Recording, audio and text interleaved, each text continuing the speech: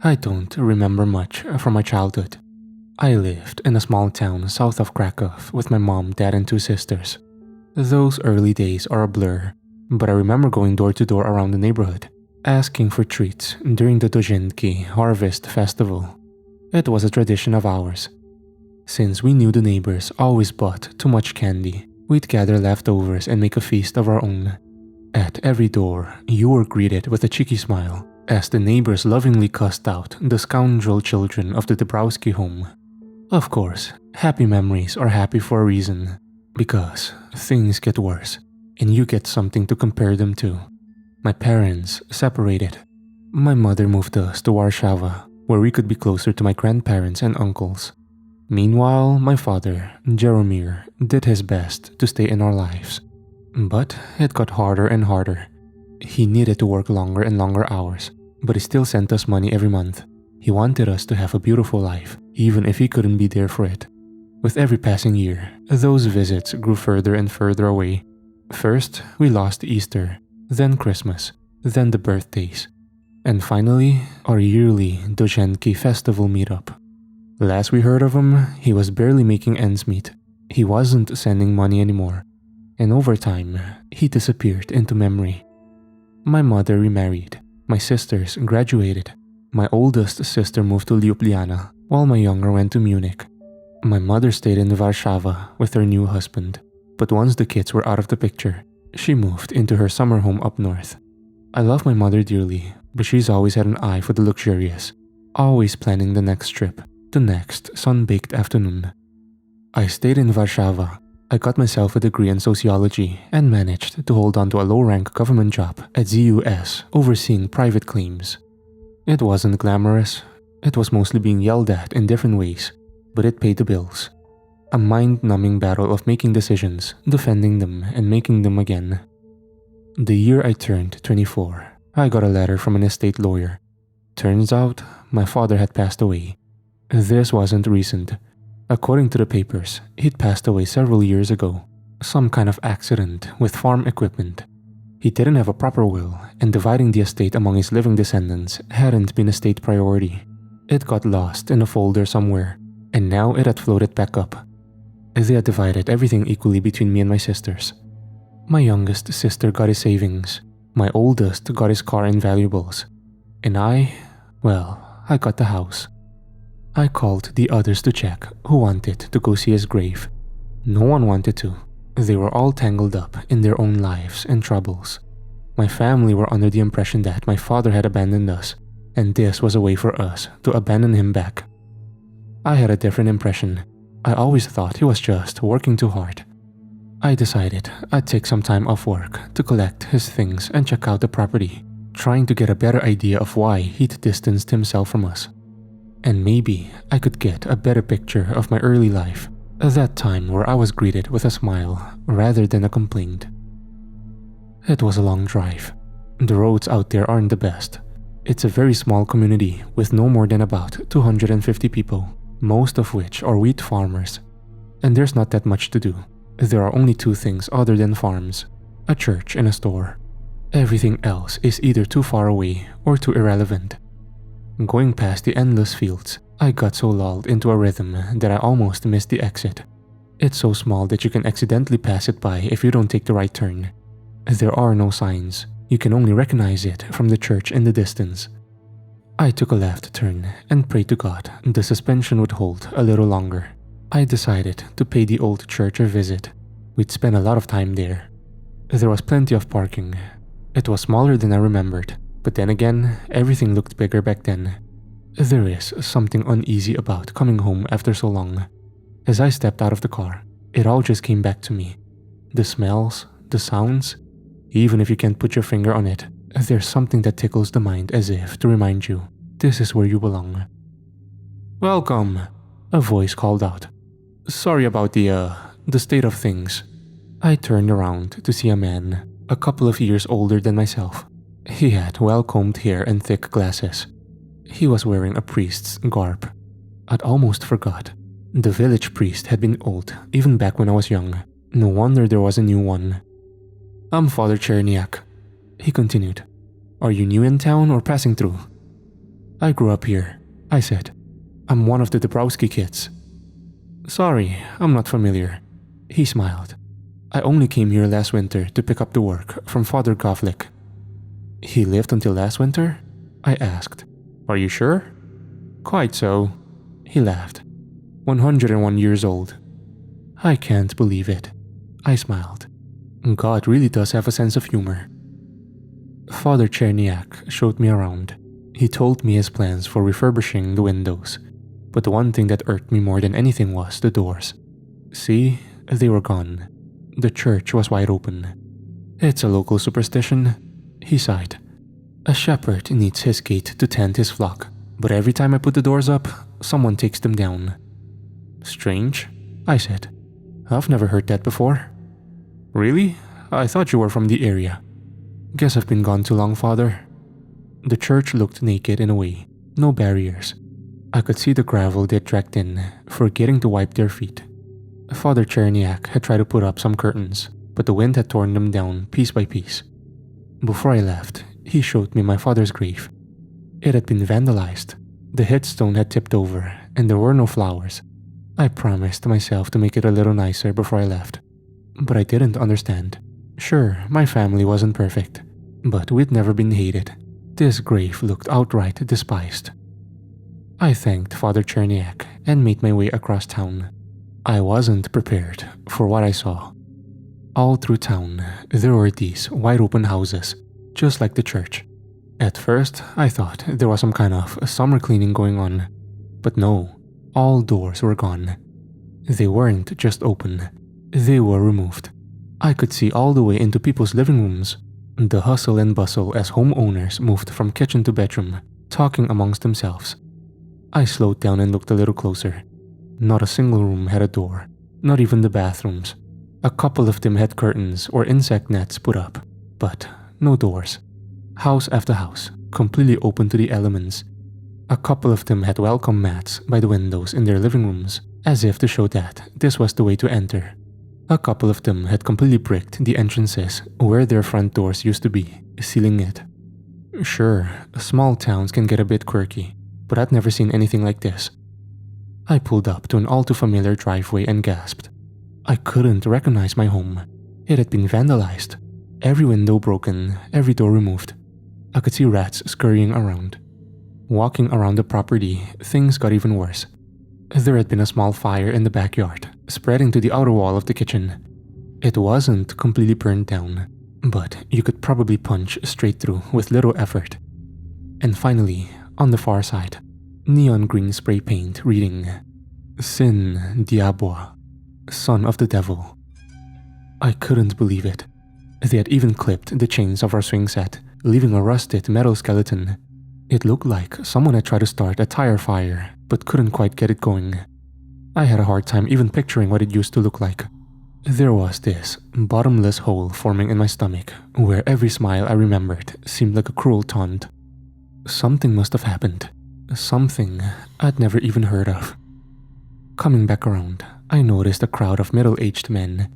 They were standing just outside the property, looking over my car. I didn't recognize any of them. "You with the bank?" one of them asked. "No, I'm the Dabrowski kid," I said. "The son." "You're the son?"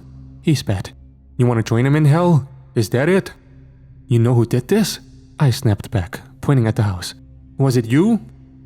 "Could have been anyone," a man in the back added. "Fucker deserved it." One of them gave me a knowing smile and nodded at the graffiti. They whispered something amongst themselves, letting out a chuckle under their breaths. They scoffed at me and wandered off, spitting curses and sneers. Not quite the welcome I'd imagined. I'd initially planned on sleeping in the old house, but there was no way.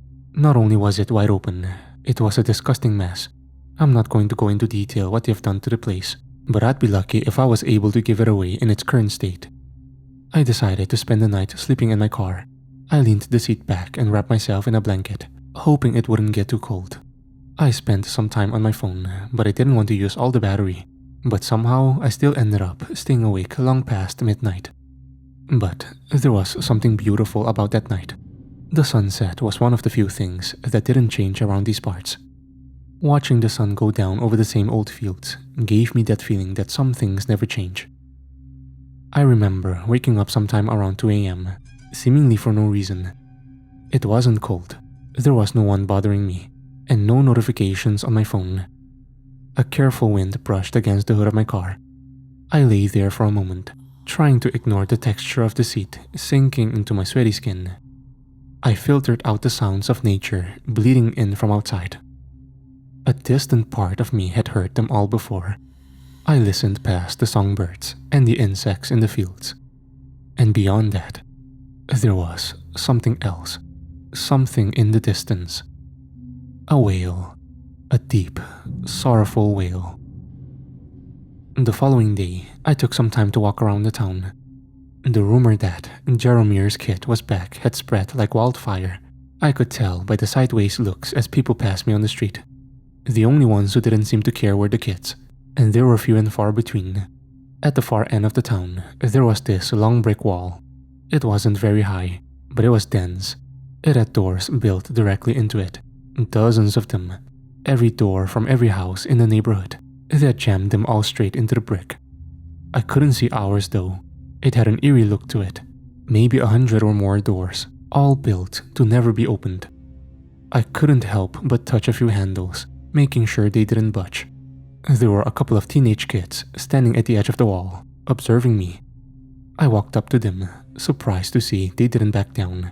They had a cocky look to them, but at least they weren't openly hostile. Before I could say anything, they turned to me. "My mom hates you," one of them said. "What you do?" "I used to live around here," I said. "Came to get some things." "Why'd you come back?" He scoffed. "I'm leaving the moment I can afford it." "Same," said the other, rolling an unlit cigarette between his fingers. I gave them a tired look. A man passed us further down the street, throwing daggers at me with his eyes. Talking to the wrong person would get my teeth knocked out for sure. I turned to the kids, lowering my voice. "I'm the Browski's son," I admitted. "That's why they hate me." The second kid nearly dropped his cigarette. I managed to bribe them into a conversation with the promise of a six-pack from the next town over. In return, they'd give me the unofficial tour of what had happened these past few years. A fair trade, I suppose. I'd apparently missed quite a lot. We wandered to the east side of town. There was an old farm that had stood there for ages. It didn't really have a name. It had just been part of the background. It was barely even a frame anymore. It was just the outline of what had once been a home. It had started years ago. People heard knocking coming from that ruin. It used to have this door that still stood, clinging to the edge of a rotted out door frame. You could hear it at night. One of the kids explained. "Knock knock, like a door to hell." "Sounds awful," I said. "Not to everyone," the other kid sighed. "There was one guy who liked it. It wasn't a hard guess as to whom that might have been. Rumor was my dad had gone up there one night and opened the door. It had crumbled off the hinges, and according to the townsfolk, something stepped through. Some called it the devil. A couple of kids thought it was an alien. Most locals just called it Schlepiets. It came through, and the door broke," the first kid said. "And now it can't go back." "So you're saying it's still here?" I asked. "It's real?" "Well, yeah," he laughed. "Why do you think this place is so fucked up?" "Then what's with the doors?" "It's looking for a way back to hell," he said. "And when it can't find the right door, it gets angry, and then it hurts people." Schlepiets, that's what they called it. An ugly word for a blind man, or mole. They like to call it that because of its terrible vision, mistaking every door for the one he was looking for. For years, Schlepiets had moved from house to house, knocking on every door it could find. And if someone opened, it would do something terrible. People had gone missing. A couple had died. I drove my adolescent guides to the other town over to get them their promised beer. They told me all they could as we went. It felt a bit weird driving off with a couple of teenagers, but I got the impression that these two had done far worse for far less. Delinquents, but honest ones. At first, people had hidden in their homes, but then Schlepiets had knocked until the doors broke. Then it would knock on the inner doors. So over time, people removed their doors. Those who didn't would get a visit at some point. With all the discarded doors, they built a brick wall, tricking Schlippjets into knocking around at night. "This can't be true," I said. "It's absurd." "It's true," the first kid said. "That's why they hate your dumb dad. He let it in." "But it doesn't make sense. Why don't you just pack up and leave?" "I'm gonna," the first kid said. "I told you." The second kid pondered the question for a while, then shrugged at his friend. He answered as if he had thought about it 100 times. "Srinja dubsa alifta muna lepye." Everywhere is good, but home is best. Of course he'd say that. Come hell or high water, home is home. I got them their 6-pack and some fast food. I got some for myself while I was at it. It wasn't a long drive all in all, but long enough to be a bother. By the time we got back, it was almost dark. They rushed out of the car, waving a hasty goodbye. As they did, the second kid called back to me. "Go see for yourself," he said. "Schlippjets comes out at night." He pointed down the street towards the brick wall. I nodded at them in a silent thanks. I didn't believe them. I had to see Schlippjets for myself. If what I'd heard the previous night was any indication, Schlippjets would be out somewhere after midnight. So I went to bed early. And when I say bed, I mean sleeping in my car for the second night in a row. I was miserable. I considered leaving first thing in the morning, but there was this deep sadness in me that I couldn't shake. This was my old home. I'd played in these fields. It felt wrong knowing I was no longer welcome. My dad was many things, but no devil's son. If he opened that door, it must have been for a good reason. And if he let through something that shouldn't be here, it must have been an honest mistake.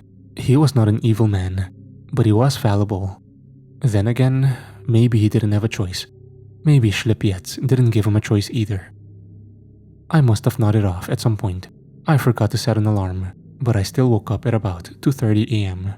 I considered going back to sleep, but I decided to have one last look around town. I'd promised myself I would. So I got out of the car, stretched, and listened. It was easier that night. There was a noise that cut straight through the ambience. That wailing. It was clearer. Even in the dark, I could tell where it came from. The houses had turned off their lights, leaving the streets lit up with nothing but the moon.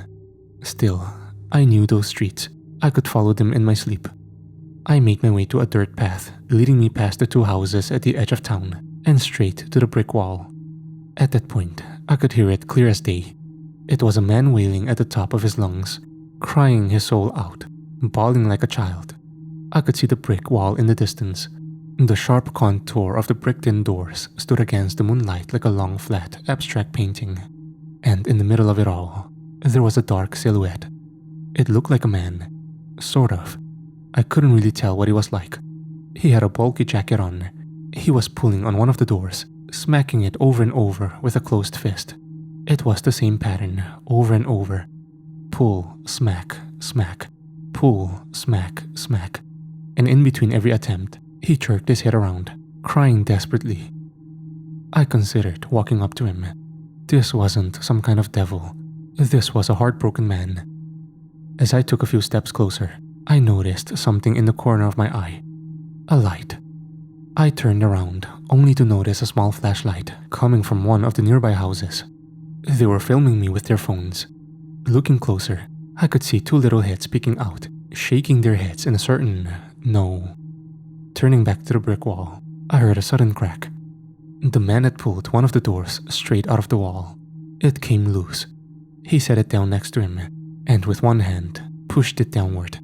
He didn't even have a good grip, but with a single hand, he broke the door into pieces.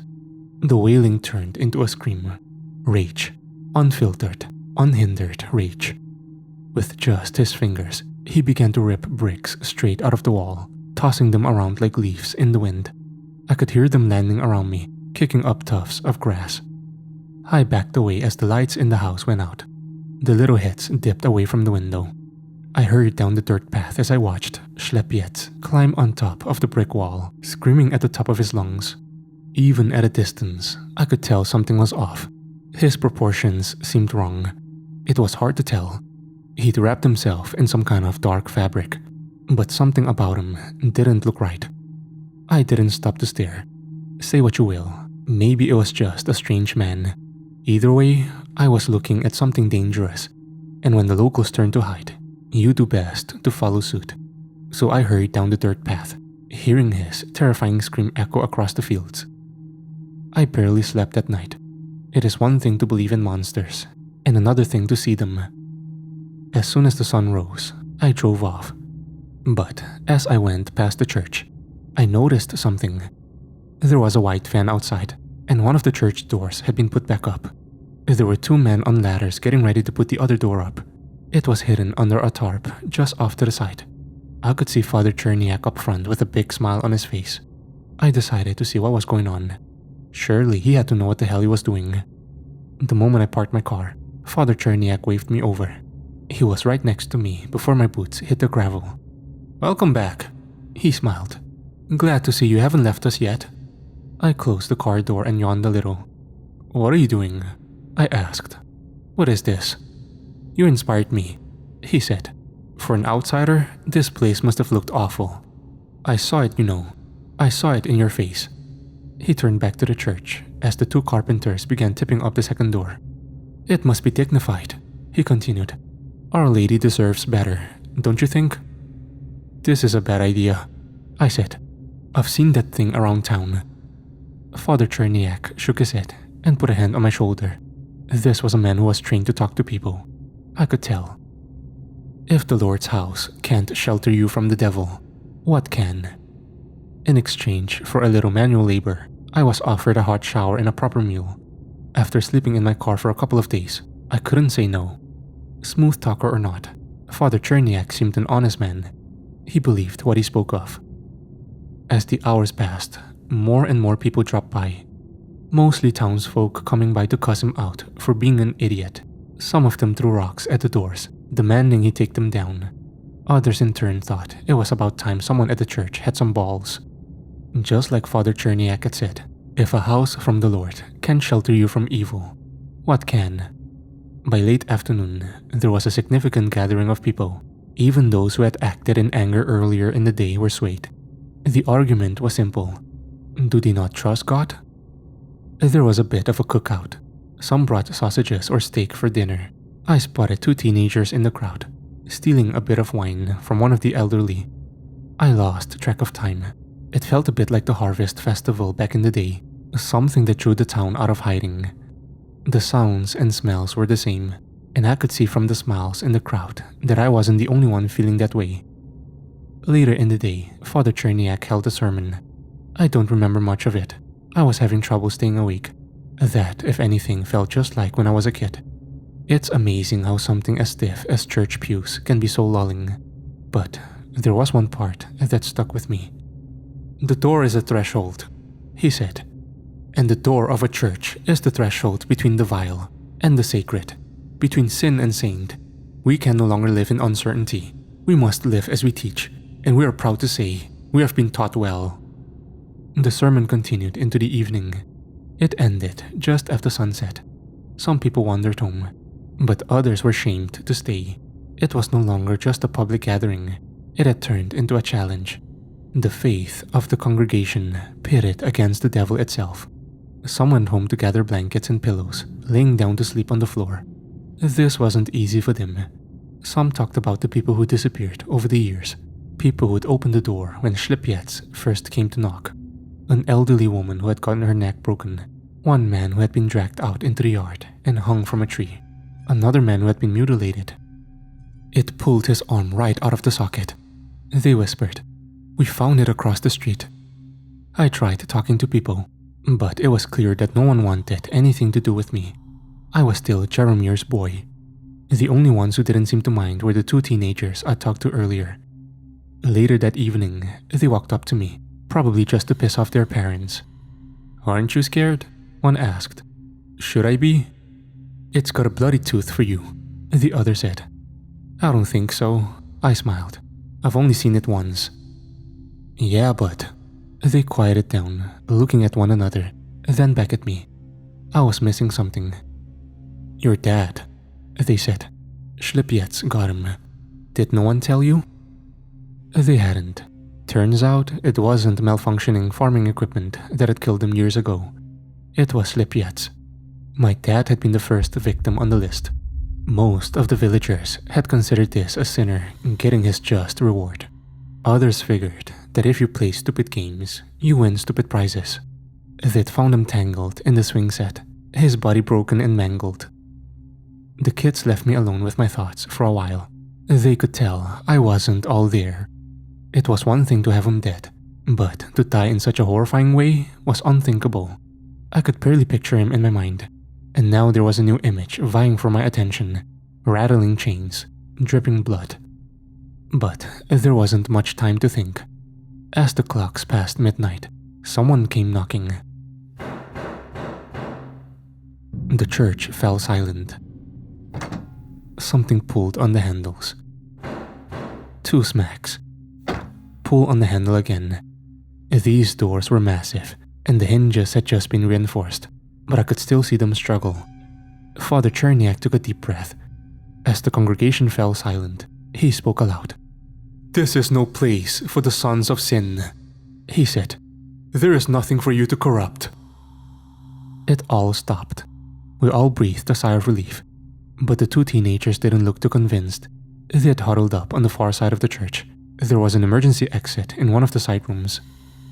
The door moved again, this time with more determination. The handles were pulled even harder. And then the smacking made the entire slab of wood crackle like a sinking ship. Then the wailing, the loud, desperate wailing. As soon as I heard it, I could see the color drain from the congregation's faces. The door was pulled back and forth, as chandeliers started to shake. "The door's coming down," someone called out. "It's coming down, now!" Father Cherniak tried to calm them, but it was too late. People flooded the rear exit of the church, trying to get away. I was pushed aside without much thought. If the Dabrowski kid bit the bullet, all the better as far as these people were concerned. "There is no sin in the house of the Lord," Father Cherniak yelled. "There is no sin. The devil can laugh and jeer as much as he likes, but there is no place for his evil." But thoughtful words can't stop a broken door. Schlipjetz wasn't deterred. The doors came down. There was a pause in the air as they fell. The air swept through the room, blowing most of the candles among the pews. As the doors hit the ground, the crowd panicked. Most of them were already on their way out. People screamed, others cursed. I was in the far back of the crowd, and it was clear I was never going to make it out without being crushed. I settled instead for hiding among the front pews, hoping the dark would shield me. I could barely see Schlipjetz in the flickering candlelight. His right arm had grown out of his shoulder blade, and his left arm was so long that it scraped against the floor. He had a sort of hunchback pose, but there was something that kept moving on his back, fluttering like a shivering membrane. He wasn't wearing a coat. He just wasn't human. He looked like something vaguely trying to resemble a human. Even Father Cherniak ran, hiding behind the altar. Schlipjetz rushed through the room in a messy gallop, knocking over pews as he went. They didn't even slow him down. When he got to the side room, people had already run screaming into the night. Schlipjetz couldn't catch them. Instead, he settled on throwing things across the room, tearing down whatever he could reach, and breaking whatever he could lay his hands on. His wailing had turned to rage, and he was out of control. I was laying flat on my stomach, crawling away. Father Cherniak wasn't so lucky. Just like Schlipjetz had done with the brick wall, he climbed up on the altar. From there, he could see the priest. I don't recall what I saw. It's unworthy to make spectacle of tragedy. But Schlipjetz didn't care for titles or words. He didn't care about anything. He picked Father Cherniak up with a single arm, holding him outstretched in front of him like a child considering an unfamiliar vegetable. Father Cherniak tried his best. In desperate cries, he said the most powerful words he knew. He compelled, he demanded, and when nothing seemed to work, he begged and prayed. Then, Schlipjetz unhinged his jaw like a snake.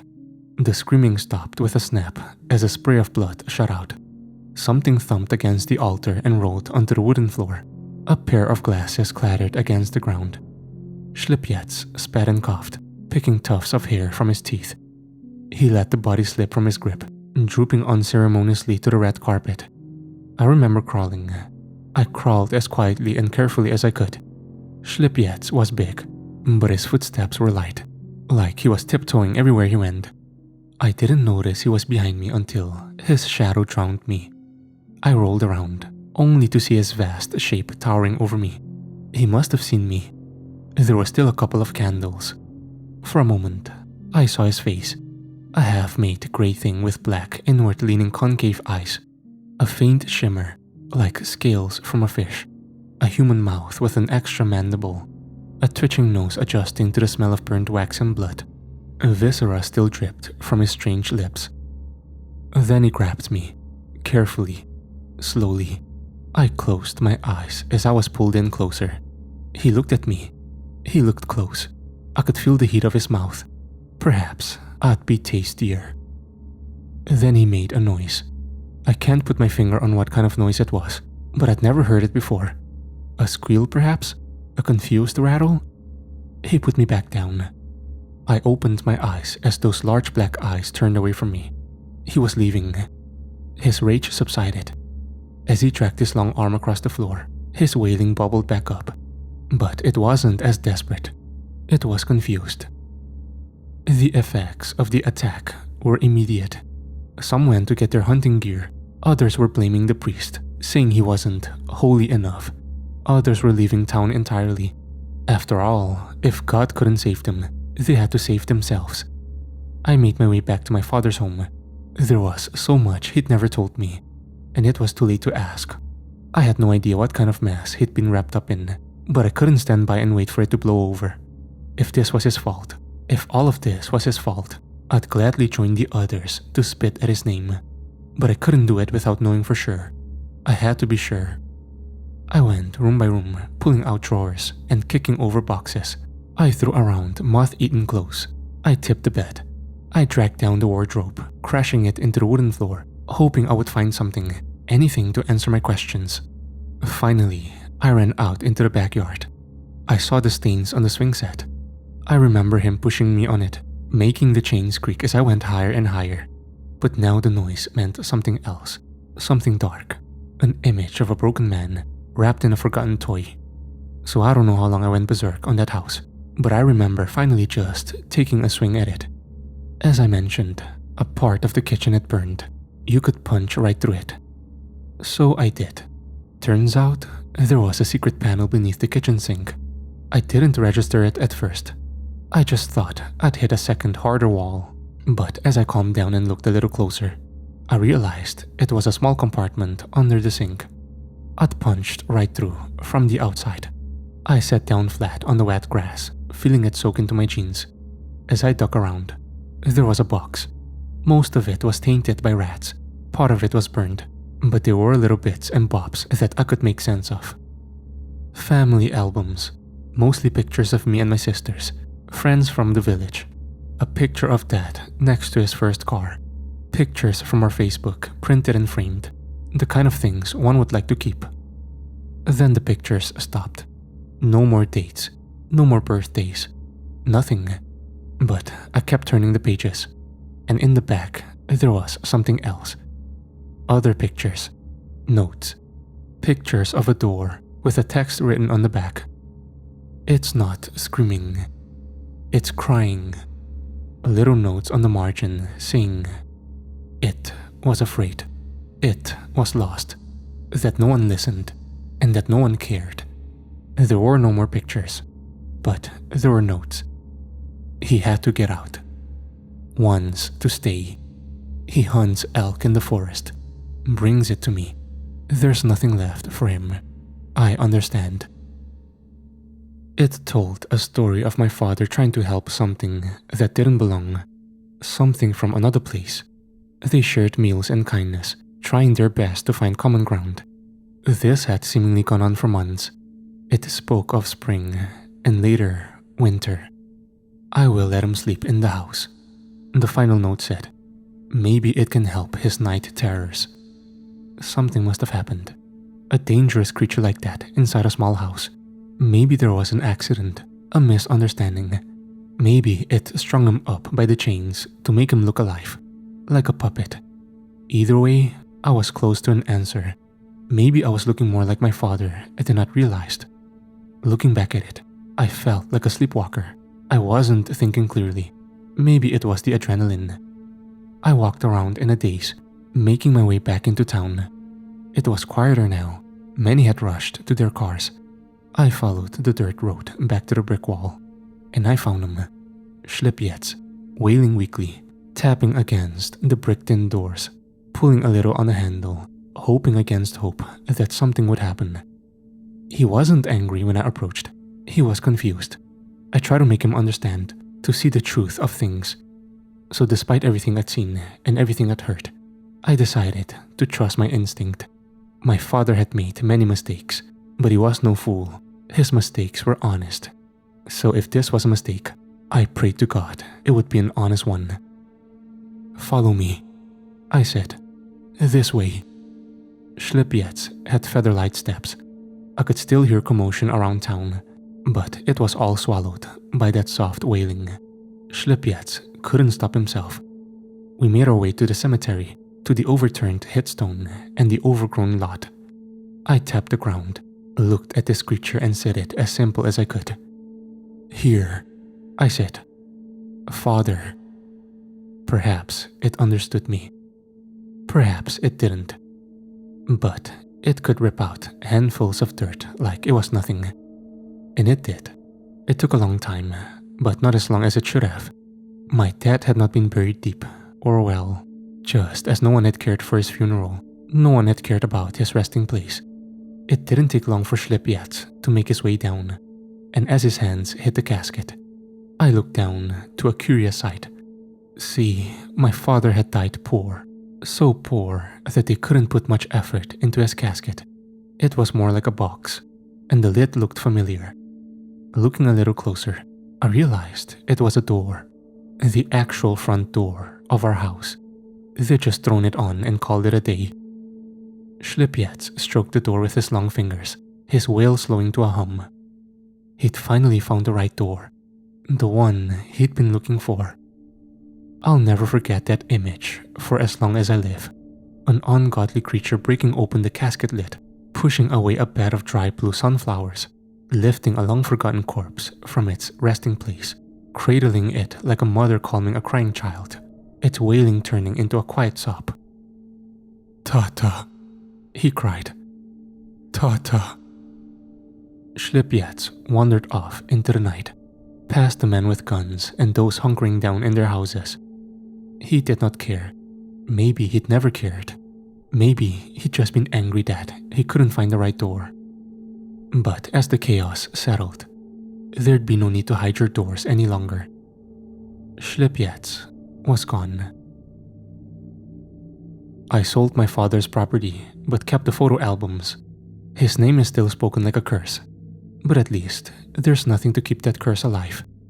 There have been no more sightings of Schlipjets, as far as I know. The locals didn't want to point fingers at the devil when they called the authorities. Some tried, but it's easier to convince people of a killer rather than a monster. There were inquiries around the countryside, but as with most things, it was left in an open-ended folder in an office somewhere, unsolved, deprioritized. I returned to Warszawa. It might not be my home, but home is not just a place. It's a time, and that time has long passed. It has taken some effort to accept that for now I might not have a real home, but that doesn't mean I'll never have one. Much like Schlipjets, I think there's a struggle in finding some place you belong. But over the southern countryside, the forest lies still. There is no wailing, no knocking, no screaming. And I think that somewhere, beyond the trees, anyone can find a place to call home.